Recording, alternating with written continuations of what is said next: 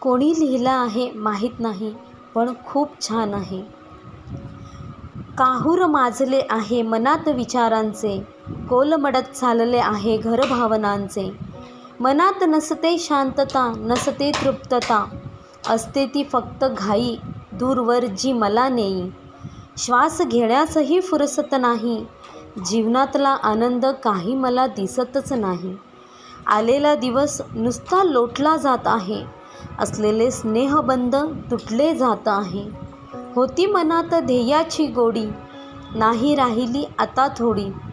पैशाच्या गरजेपायी हिंडताना बसविता नाही येत आहे आयुष्याची घडी. कोणास ठाऊक कधी होईल स्वप्नपूर्ती, झाली तरी तेव्हा तरी मन होईल का समाधानी. असे माझ्या भावनांचे डोह, डोक्यात करती आक्रोश.